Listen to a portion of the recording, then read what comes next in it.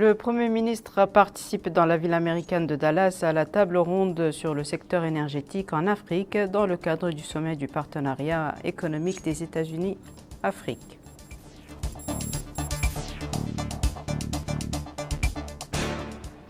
Le ministre du Pétrole, de l'Énergie et des Mines, porte-parole du gouvernement, supervise à Nouakchott la signature d'un accord entre l'autorité de la zone franche de Nouadhibou et la société mauritanienne d'électricité Somelec.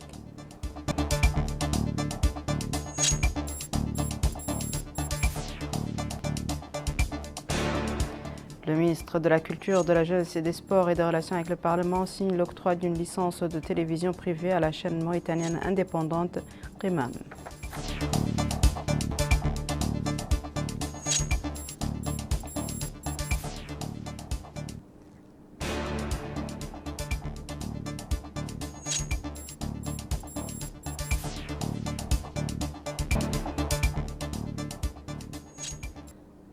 Bonsoir mesdames, mesdemoiselles et messieurs, merci de vous joindre à nous. Le Premier ministre, M. Mohamed Bilal Messoud, a participé aujourd'hui à Dallas à une table ronde sur le secteur de l'énergie en Afrique dans le cadre du sommet du partenariat économique États-Unis-Afrique.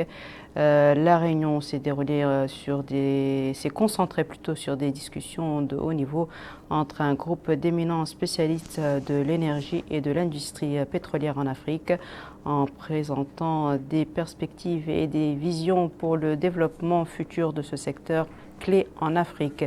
Au début de son intervention devant les participants, le Premier ministre a déclaré que la priorité de tous les pays, en particulier du continent africain, dans le domaine de l'énergie est de mettre en place des politiques pour trouver des ressources énergétiques et extraire ce qui est disponible par tous les moyens afin de garantir un accès universel à l'énergie et de réaliser le développement économique et social tout en adoptant une approche qui réduit l'empreinte carbone de la croissance économique et lutte contre le changement climatique. Il a souligné que l'Afrique possède d'énormes ressources en gaz et en pétrole dont la plupart n'ont pas encore été exploitées et a insisté sur l'importance cruciale de développer ces ressources pour obtenir de l'électricité, développer des industries, promouvoir l'industrialisation sur le continent et développer l'agriculture. Il a expliqué que notre pays, avec la découverte de vastes ressources gazières et l'adoption d'une stratégie pour entamer la voie de la transition énergétique, développer plusieurs projets gaziers tels que le grand projet Ahmeyim conjointement avec le Sénégal voisin qui a atteint la phase de production avec l'installation d'une unité de production et de pré-traitement. Le second projet gazier est le champ de Bir Allah, l'une des plus grandes découvertes de gaz offshore depuis 2019, qui constitue désormais une réelle opportunité d'investissement en Mauritanie. Le Premier ministre, M. Mohamed Bilal Messoud, a reçu en audience en marge de la conférence sur le partenariat économique États-Unis-Afrique tenue à Dallas, aux États-Unis d'Amérique, Mme Alice Albright, présidente et directrice générale de la Millennium Challenge Corporation, et son adjointe, Mme Alicia Philippe Mendeville, en présence de M. Richard Nelson, coordinateur du projet Power Africa, en présence de M. Richard Nelson, coordinateur du projet Power Africa.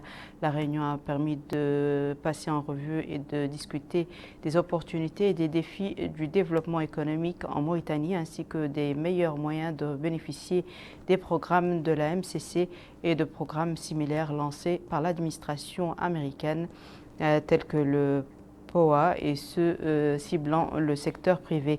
Il a été également question de différents moyens d'améliorer le partenariat pour le développement. La réunion s'est déroulée en présence de M. Abdessalam Mohamed Saleh, ministre de l'économie et du développement durable, de la directrice du cabinet du Premier ministre, Mme Aïcha Valmtim Vergès, notre ambassadeur à Washington, son Excellence Mme Sissam Tcheroul-Boïde, du directeur général du partenariat public et privé au ministère de l'économie et du développement durable, M. Ahmed Sal Kouleboya, de la directrice générale de l'Agence mauritanienne de développement des investissements, Mme Aïssa Talam, et du coordinateur national de la MCC, M. Abdelrahim Ouldidi.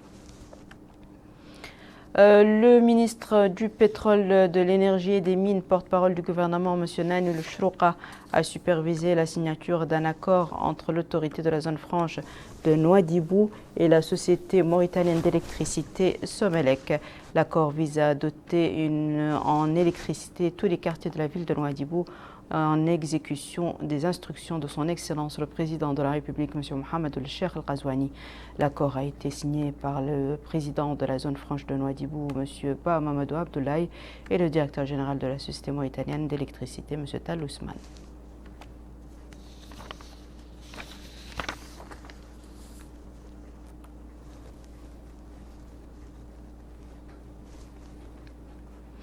Le président de l'autorité de la zone franche s'est exprimé en marge de la signature de l'accord. Écoutons-le. Heureux d'annoncer aujourd'hui la signature avec la Somelec d'une convention supervisée sous la supervision de M. le ministre du pétrole et de l'énergie et des mines, M. Nani Chrouqa.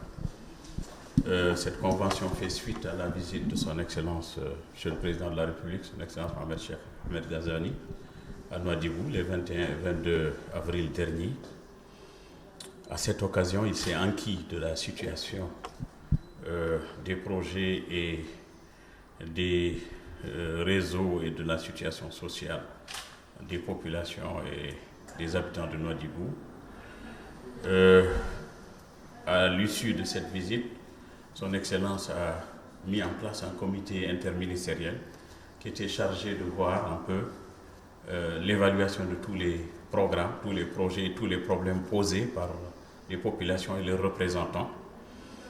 Et ce comité interministériel qui a été présidé par son Excellence, Monsieur le ministre secrétaire général de la Présidence de la République,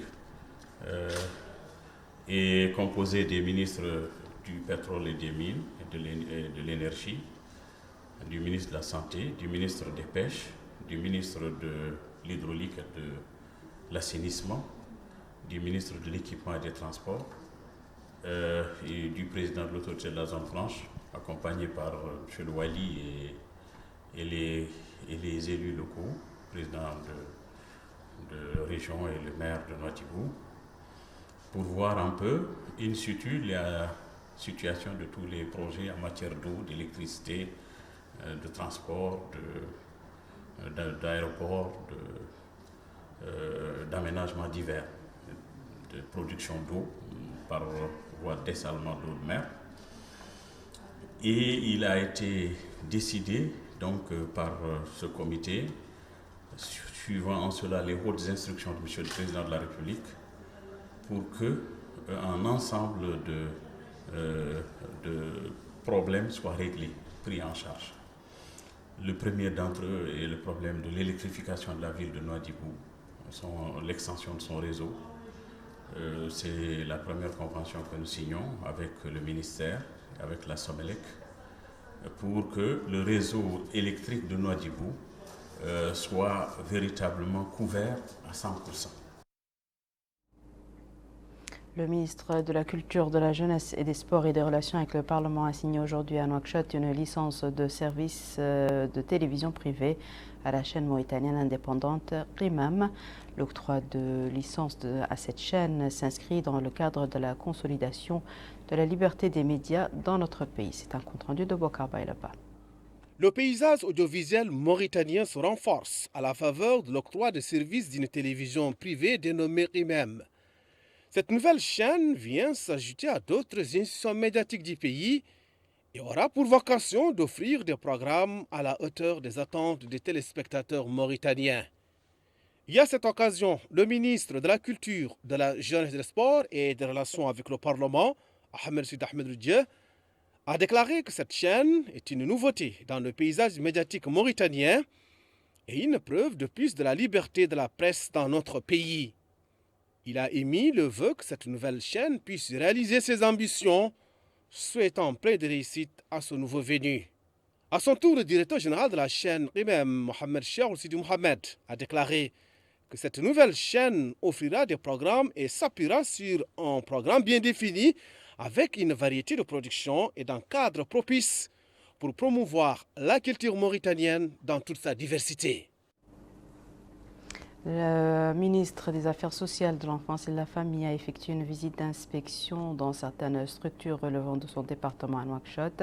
La visite comprenait l'école pour les aveugles, le centre d'autonomisation des femmes et l'école nationale de travail social. C'est un compte-rendu d'Aminata Khan. École de formation des aveugles issue du Centre de formation et de la promotion sociale des enfants en situation d'handicap a reçu ce matin la visite d'une forte délégation composée de la ministre des Affaires sociales, de l'enfance et de la famille du Wali de Nouakchott-Ouest, mais également des partenaires techniques et financiers. L'objectif de cette visite est de s'enquérir de visu le déroulement et le fonctionnement de cette école qui va jouer un grand rôle dans l'insertion de cette frange importante de la société. Sur place, la délégation a reçu d'amples explications sur la nature des cours, mais également l'effectif des enfants apprenant dans cette école. Ensuite, la délégation s'est rendue au niveau du centre de promotion et de formation des jeunes filles. Là également, des explications ont été fournies et la délégation a pu constater de visu dans les ateliers de cuisine, de coiffure, de couture et de teinture le travail abattu par ces jeunes filles qui étaient en déperdition scolaire, qui suivent actuellement une formation diplômante qui leur permettra de s'insérer dans le marché du travail. Ensuite, ils se sont rendus à l'école de formation des monitrices où le directeur de l'école, Mohamed Remin Oulal Hassan, a présenté un exposé détaillé sur les missions de cette école créée en 2020 et qui, depuis sa création, a permis la formation de 79 monitrices qualifiées. À l'issue de la visite, la ministre des Affaires sociales, de l'enfance et de la famille, Safia Mint Taha, a indiqué à notre micro que l'objectif de cette visite était de s'informer et d'informer les partenaires techniques et financiers du ministère, le rôle de ces écoles dans la promotion, mais également dans l'insertion de deux franges importantes de la société, c'est-à-dire les femmes et les enfants handicapés. Elle a indiqué que ces centres fournissent de nombreux services de base nécessaires pour l'épanouissement de ces enfants et que les problèmes qui ont été constatés vont être surmontés dans un bref délai. La commissaire à la sécurité alimentaire a donné le coup d'envoi des opérations de distribution d'argent et de nourriture à Kankossa. Ces distributions profitent aux familles les plus démunies de cette mourada. Mohamed Khattab. C'est une opération de distribution de vivres et d'aide financière au profit de plus de 8800 familles à faible revenu que la commissaire à la sécurité alimentaire, Mme Fatima Toument Khatri, a supervisé en compagnie du Wali Moussaïd de la Saba, M. Bali Abdelrahman, dans la Muqata'a de Kankossa. Une opération de distribution de vivres d'une quantité de plus de 280 tonnes de produits alimentaires et d'un demi-milliard d'anciennes ouguiyas, ainsi que des vivres destinés aux femmes enceintes ou qui allaitent et aux enfants menacés de malnutrition. La commissaire à la sécurité alimentaire a souligné qu'il s'agit d'apporter l'aide nécessaire aux couches les plus démunies par des actions ciblées comme la présente distribution, conformément aux directives du président de la République, M. Mohamed Ould Cheikh Al-Qazouani, visant à rapprocher l'administration des citoyens et à être au chevet des populations. De même qu'il s'agit de répondre aux attentes des citoyens dans cette période de difficulté au niveau de certaines zones à l'intérieur, telles que prévues par le cadre stratégique de prévision pour intervenir au profit des familles en situation délicate, en plus de programmes traditionnels d'approvisionnement des boutiques communautaires dans la Muqata'a, comme c'est le cas maintenant. Nous sommes là, justement, a-t-il dit, pour lancer ce package de programmes et faire passer le message que l'État est soucieux de l'intérêt des citoyens, comme y veille le président de la République, surtout lorsque les populations passent des périodes difficiles. Les distributions gratuites de denrées alimentaires lancées par la commissaire à la sécurité alimentaire touchent 4 482 familles à faible revenu qui bénéficieront de 280 tonnes de vivres comprenant du riz, de l'huile, des dattes, du sucre, alors que 4 338 familles percevront des aides financières atteignant en tout plus de 5 millions d'anciennes ouguiyas. Les bénéficiaires ont loué cette attention particulière qui leur est accordée par les pouvoirs publics, remerciant la commissaire à la sécurité alimentaire pour sa visite pendant des saisons difficiles comme celle qu'ils vivent actuellement. Pour sa part, le maire de la commune de Kankossa a loué cette visite qui vise à résoudre les problèmes des citoyens, profitant à plus de 8 familles dans cette période difficile et de grande canicule et que les élus, dit-il, doivent évaluer à sa juste valeur, sachant que cela témoigne de l'exécution des instructions données par le président de la République à toutes les directions de rapprocher les services des citoyens. La commissaire à la sécurité alimentaire a par la suite visité le chantier en cours de construction du nouveau magasin du commissariat à la sécurité alimentaire dans la Muqata'a d'une capacité de 500 tonnes. Les activités de la 9e édition du festival de poésie arabe ont débuté ce matin dans la capitale Nouakchott. Cette manifestation culturelle est organisée par le ministère de la Culture, de la Jeunesse et des Sports et des Relations avec le Parlement. Bokar Baïlaba toujours. Le Forum culturel de Sarja a pour objectif de promouvoir la création littéraire et poétique et d'honorer les talents. En d'autres termes, il s'agit d'une cérémonie à l'honneur et en reconnaissance à leur contribution au développement de la pensée arabe. Et à l'ouverture du forum, la secrétaire générale du ministère de la Culture, de la Jeunesse et des Sports et des Relations avec le Parlement, Mme Maïziza Mitil Korbadi, a déclaré que ce forum est une incarnation de la coopération culturelle fraternelle entre notre pays et les Émirats arabes unis frères en général et l'Émirat de Sarja en particulier. Elle a salué le niveau de coopération entre le ministère et le département de la culture de l'Émirat de Sarja, qui a permis d'organiser de nombreux festivals littéraires sous divers formats, notant que cet honneur est un hommage à la culture mauritanienne dans toutes ses facettes. À son tour, le chef du département de la culture à Sarja, Abdullah Ben Mohamed El-Kouas, a déclaré que le processus de coopération culturelle entre le département et le ministère de la Culture, de la Jeunesse, des Sports et des Relations avec le Parlement se poursuit, se traduisant par un partenariat fraternel qui a donné lieu à de nombreuses activités culturelles, allant de la poésie, de la narration au prix littéraire. Les 4 lauréats ont exprimé leur remerciement et leur gratitude au département de la Culture de l'Émirat de Sarja et au ministère de la Culture, de la Jeunesse, des Sports et des Relations avec le Parlement, ainsi qu'à la Maison de la Poésie de Mauritanie pour cet honneur, ce qui reflète leur intérêt pour la culture et les intellectuels. Le conseiller en communication de la commission électorale indépendante, M. Mohamed Taqiyallah Oledhem, a organisé un point de presse au siège de la commission électorale indépendante pour informer l'opinion publique sur l'évolution du processus de mobilisation et de sensibilisation mené par les commissions électorales en charge de mettre à jour la liste électorale et d'enregistrer les citoyens qui n'ont pas pu s'inscrire lors des élections précédentes afin de garantir des élections transparentes et équitables. Il a affirmé l'entière satisfaction de la Commission quant au déroulement du processus sur tout le territoire national et à son bon démarrage dans les 8 pays étrangers. Il a également souligné la poursuite des consultations avec les partis politiques, la société civile, le gouvernement et les organisations internationales. Le Croissant Rouge mauritanien a commémoré aujourd'hui à son siège à Nouakchott la journée internationale du Croissant Rouge et de la Croix-Rouge qui coïncide avec le 8 mai de chaque année.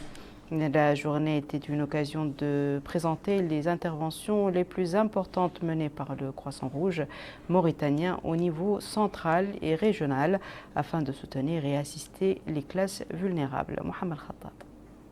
C'est une commémoration par le Croissant Rouge mauritanien de la Journée mondiale de la Croix-Rouge et du Croissant Rouge sous le slogan « Garder l'humanité vivante » qui se déroule en présence du représentant de la Croix-Rouge française. L'occasion pour le président du Croissant Rouge mauritanien, M. Mohamed Lamine ou Mohamed Val, de saluer le grand rôle joué par le Croissant Rouge mauritanien à travers ses interventions visant à aider les groupes sociaux vulnérables.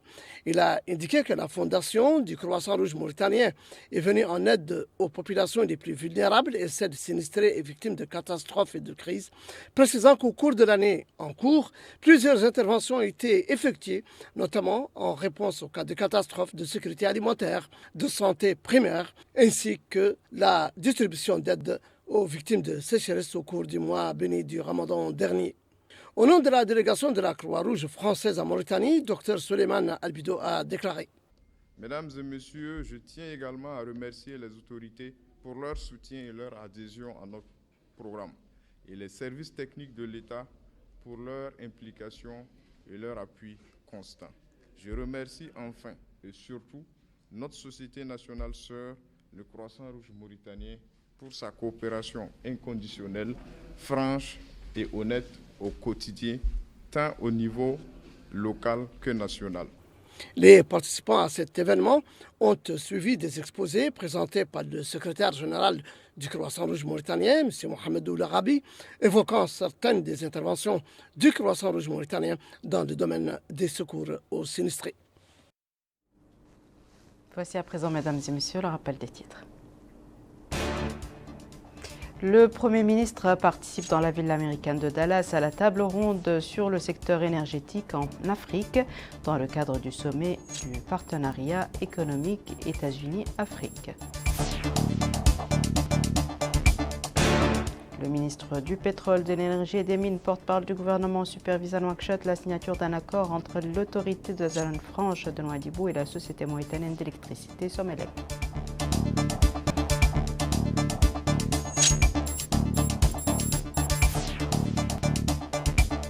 Le ministre de la Culture, de la Jeunesse et des Sports et des Relations avec le Parlement signe l'octroi d'une licence de télévision privée à la chaîne mauritanienne indépendante Primam.